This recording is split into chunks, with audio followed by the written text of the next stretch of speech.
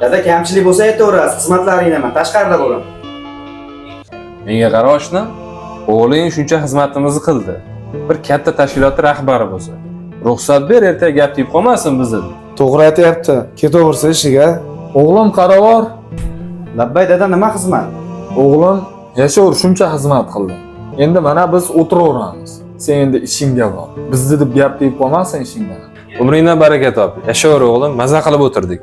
Dada, sizdan muhimroq ishim yo'q. Ishimdan sizni ustun qo'yganligim uchun ham shu darajaga yetib keldim.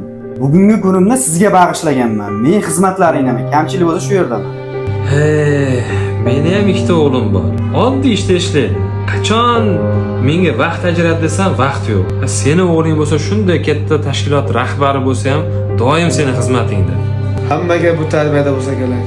O'g'lingni zo'r tarbiyalagansan-da.